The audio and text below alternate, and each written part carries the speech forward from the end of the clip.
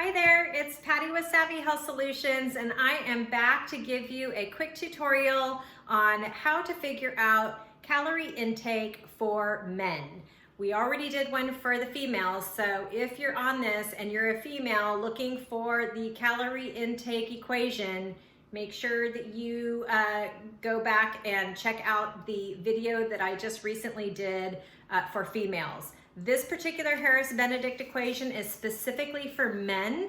The calculations are a little bit different, so I want to make sure that we're all clear on that. But for those of you who don't know exactly how many calories you take in during the day, or more importantly, how many calories you actually need during the day just for survival, I'm going to go over a quick equation for you to help you define what that looks like for you. Now, I have the equation written up behind me, and I am going to use a 40-year-old, 180-pound, 6-foot-tall man. So that's what I'm using as my example. You go ahead and feel free to follow along by putting in your own personal calculations, and then I'll explain it as we go. Okay, so the first equation that we're going to look at is what our body weight in pounds is. And as I mentioned, the individual that I am going to be using for our example is a 180-pound man. Okay, so that is the first calculation we want to put into our equation. The second one is our height in inches. I am using a 6-foot-tall man. Converted to inches, that is a 72-inch tall man, which doesn't sound as good as a 6-foot-tall man, but 72 inches is how tall this individual is that we're using. And then last but not least, we're going to put in the age in years. So this is a 40-year-old man here. And so now we have our specific input. So now we've got to do a little bit of math. I've pre-done it because mental math is not my strong suit. So we're going to take this first calculation, body weight in pounds, 180 for this individual, times 6.23 is what you're going to multiply your weight in pounds by.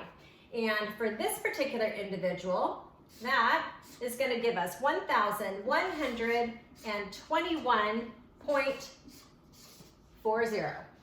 So that is going to be our factor A.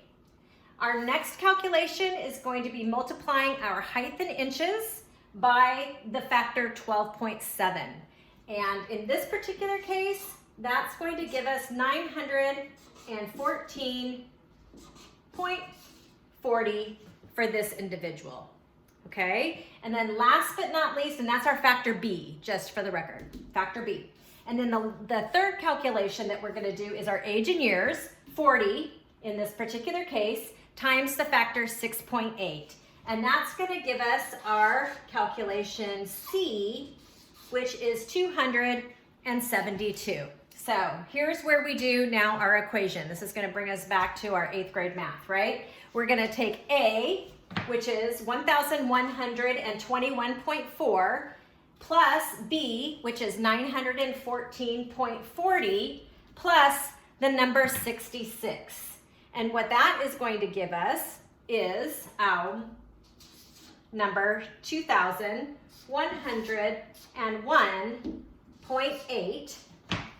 We're going to take that calculation right there. Again, that is A plus B plus the number 66. That gives us 2,101.8. And then we're going to subtract C from that, which is 272 in this case. And that is going to give us our calculation, and we refer to that number as our BMR. In this particular case, it's 1,829.8. I want to talk about this number real quickly. BMR stands for base metabolic rate. And what that number means is that there's certain body functions that take place in the background while we are just going about our normal days and our nights without us even having to consciously think about those things. Things like our heart beating, things like our digestive system functioning properly, things like our respiration. Those things all happen and they need fuel in order to accomplish their jobs. So that is this basic basic metabolic rate. These are the calories that we need to take in just to sustain our life systems, okay? So now we got to factor in the activity that we do during the day. And there is a wide range of activity that most of us probably engage in. Some days we're going to be super lightly active. Other days we might be really active. And so I oftentimes like to come up with a range of calories so that I can be very mindful on days when I'm very active of what my calorie intake needs to look like based on my goals, versus days when I'm just not feeling like doing a whole lot of movement and I don't need as many calories in order to fuel my body. So how we're gonna factor that in is you're gonna take this base metabolic number that you've come up with, the number that we need just to sustain life, and we're gonna multiply it by a factor.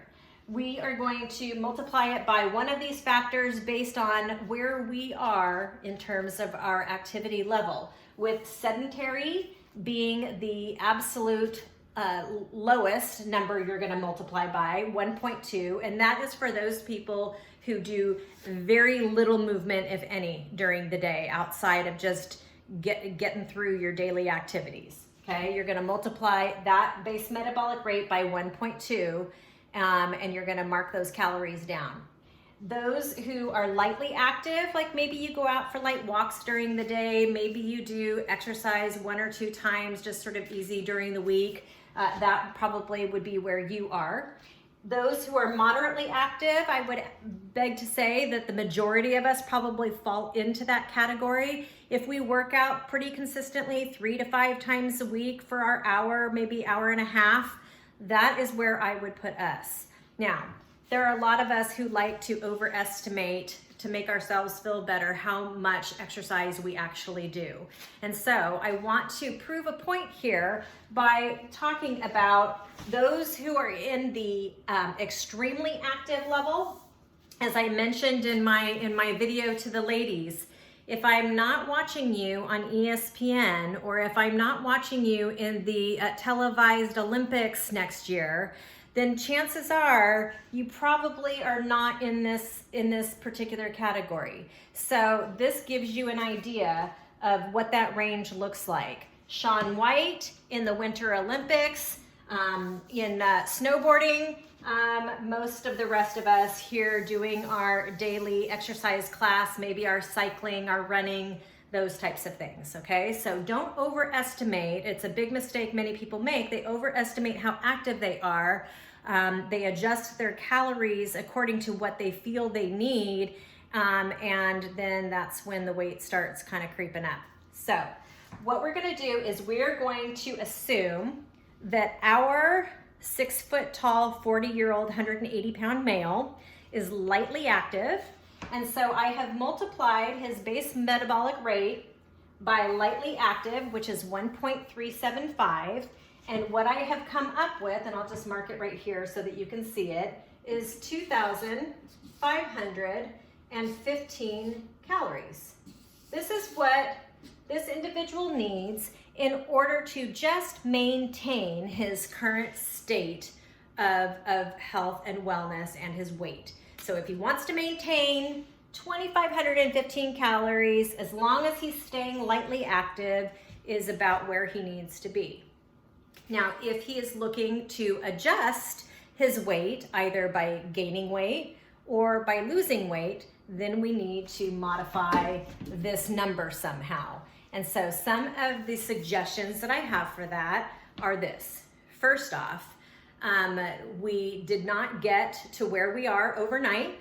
And so whatever it is our goals are, whether it's to gain or whether it is to lose, we need to be realistic about what that looks like safely. Safely, the expectation is about 1 to 2 pounds a week of weight loss maximum. Fast does not last. So in this day of sort of immediate gratification, there certainly are ways that you can drop that weight quicker, but the likelihood of that weight staying off and you maintaining a consistent healthy weight is not real high. So, so consistent daily effort is really the best recipe for success in this area.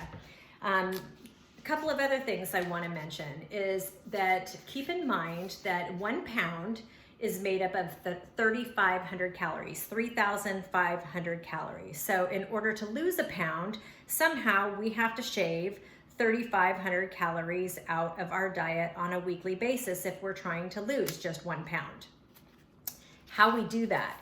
Well, let's look at this. It's pretty simple. I'm not saying that it's easy. It requires consistent daily effort, but it's a pretty simple formula. So if we divide 7 days a week into 3,500, that gives us 500 calories a day that we have to work with. Now that 500 calorie deficit that we're trying to achieve on a daily basis to lose that 1 pound a week can come from a couple of things. It can come from maybe shaving 250 calories out of this 2,515 calories a day. So think about some easy ways that you might be able to do that. Are you a soda drinker? Are you an energy drinker? Are you a sweets person with a strong sweet tooth? Do you like your ice cream at night? How about your portion sizes? That's a great way to kind of scale down that 250 calories. You can easily drop that by really managing your portion sizes. So take a look at some of the things that you're doing during the day and think about how you might be able to easily shave 250 calories off of your regular daily calorie intake.